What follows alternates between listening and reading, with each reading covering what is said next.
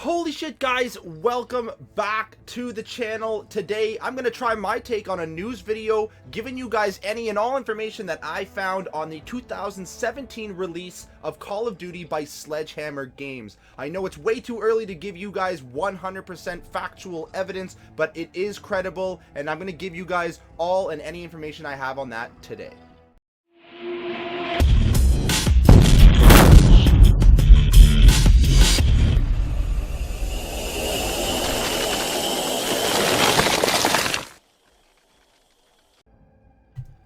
Alright guys, so the next development company in the rotation of the Call of Duty franchise is Sledgehammer Games. As you all know, they follow a 3-year rotation now for the last couple of years, with Sledgehammer Games being introduced with Advanced Warfare. If I want to comment on Advanced Warfare, I don't think it was all that good of a game. I just don't think it fit the Call of Duty franchise. It just didn't feel up to par with the other Call of Duties, and maybe that's just because Sledgehammer Games is a new company coming into the mix.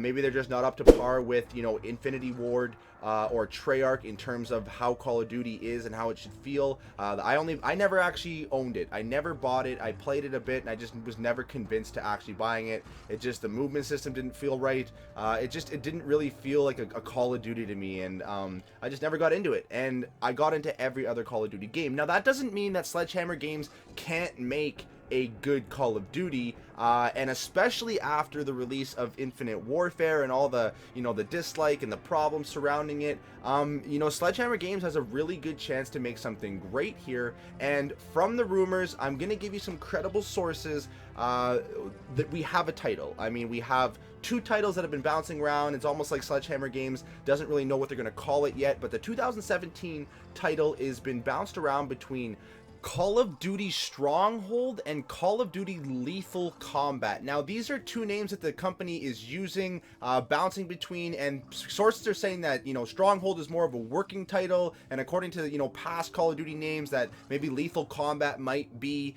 more along the lines of a finalized name. So we don't know yet, but those are the 2 names that are being bounced around, and it is credible because it came up in an article, information purposes of a strike. Voice actors went on strike, and it affected companies like Activision, these game developers that use these voice actors, and big companies like Warner Brothers. And then in the details, it showed some of these titles and gave light to the possibility that this is the new Call of Duty being made. So there's a lot of credibility behind that, and it's amazing that, you know, we are getting information this early, just so that we can kind of, you know, keep our hopes high for a new Call of Duty coming out. But if we take a look, there's some other very credible information that might give us some more insight on the gameplay itself. From the rumors and sources that have surfaced so far in this, the early days of Call of Duty Infinite Warfare at least, is that Sledgehammer Games is going to go back to boots on the ground. They're done the 3-year cycle of the futuristic type of war, and a lot of the speculation is that they're going to go to something like the Vietnam War, which would be absolutely amazing just because of the style of war it was, really guerrilla warfare, you know, in the trees, in the mountains and whatnot, and it would be a very, very interesting game for Call of Duty. You know, probably an amazing campaign could be made for it, a lot of really good multiplayer maps, and it could just provide that old style Call of Duty that we're all looking for, and really bring back the game for the franchise. Now, there is some credibility to this speculation, because before Sledgehammer Games embarked on Advanced Warfare, they were developing, I believe, a third-person shooter to be in that environment, the Vietnam environment.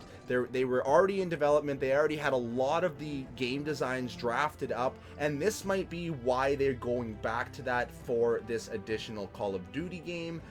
You know, because they already have so much of the ideas and concepts made, they can probably draft up a very, very good boots on the ground Vietnam style game for the Call of Duty franchise. And who knows, it may be leaps and bounds better than Advanced Warfare, because like I said, Advanced Warfare just really didn't cut it for me and for a lot of other people that I know as well. So that is why the speculation for it going back to Vietnam has some credibility, just because of this game that they were making prior to Advanced Warfare. So it might lead into what they're making right now. Another interesting thing that Sledgehammer Games has spoken about is the fact that they want to make a strong female presence in a game, either a main character or just having a strong female character in the game itself, whether it's in the campaign, you know, maybe just a section of the storyline, whatever the case, because you haven't seen a whole lot of strong female characters in games. The ones that come to mind are Cortana from Halo. There's some presence in some of the Gears of War games, but other than that, this is why Sledgehammer Games wants to incorporate that. The only struggle with that is if they do go with a Vietnam storyline, it's going to be hard to make that historically accurate, just because females didn't have a strong, at least, combat presence in the Vietnam War. They weren't involved in heavy combat presence until later years. Actually, I think upwards of late 2000s, to be honest, 2010, if I'm not mistaken. Don't quote me on that, but that's when they started getting introduced into these main combat roles. So that might throw in some historical accuracy, but that is the plan Sledgehammer Games has for either the new Call of Duty or their future games, is to bring that female presence into a game. Now, the last thing I want to touch on before we wrap up is the future of Call of Duty, the future of the franchise. Where is it headed? Is it going to be able to bounce back from, you know, some of the negativity, some of the issues that the game has been having, and just people being frustrated? I think it will. I mean, Sledgehammer Games might be the start of it. This might be this next, they're done their 3-year futuristic cycle. According to many sources, that was the direction they headed in, just for the 3 years for each development company. But when you look at what they're going to do with the next game, there is a lot of high hopes. There is a lot of very good information coming down the line that shows that I think they're going to be able to bounce back. And a lot of it is not even what you see in the front. A lot of people don't know what's going on behind the scenes that may have resulted in some of these, you know, poorer made Call of Duties in the last couple of years. Let's just break down Infinity Ward, for example. If you agree that Infinite Warfare is subpar, let's take a look at the company. Now, the company, back when Modern Warfare was made, which is a lot of people are arguing is one of the, you know, the better Call of Duties ever made, you had key people involved, such as obviously the creators of the company. So you have Jason West, Zampella, I think is Vince Zampella, and they were fired after that game. Many years ago, they were fired, and they went over and started Respawn Entertainment, which created Titanfall. A lot of the Infinity Ward employees, such as the lead designer, Todd Alderman, I think his name is, they went over to Respawn Entertainment. So this is the talent. These are the big positions: lead designer, producer, co-founders of Infinity. These are lead brains behind why the original Call of Duty games were so good, and they left the company, right? So basically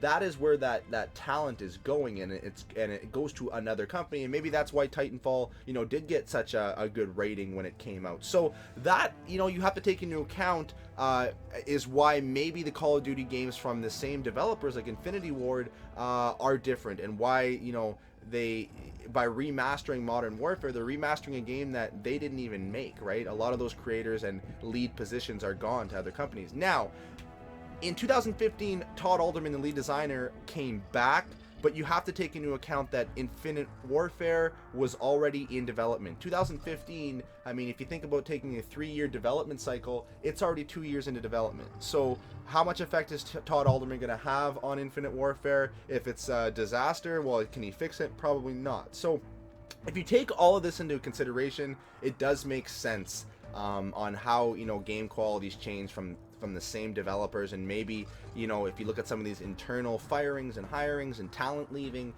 you can maybe come to conclusion on why some of these games are different and not as good. Now, giving Sledgehammer Games a second chance after Advanced Warfare, are they gonna? I hope they do. I really do. I hope they come up with an absolutely amazing, boots on the ground, historically accurate, you know, old style war Call of Duty. And if they do it with Vietnam, I would be absolutely stoked. I would be so so impressed. I mean, just having the ability to go into the jungles, go into the mountains, you know, the storylines they could make, the history you could learn, it'd be awesome. It would be absolutely phenomenal. So I hope you guys learned a lot. I hope this was a great news video. If it was, drop a thumbs up. If you want me to do more, if you want me to research more, and give you guys some of the information that I've come across on other topics, throw it in the comments section below. I will research it and bring another one of these videos to you guys. But until the next one, guys, stay on the bean, you do you, live life your way, because that's the way it's meant to be. Cheers, you beauties.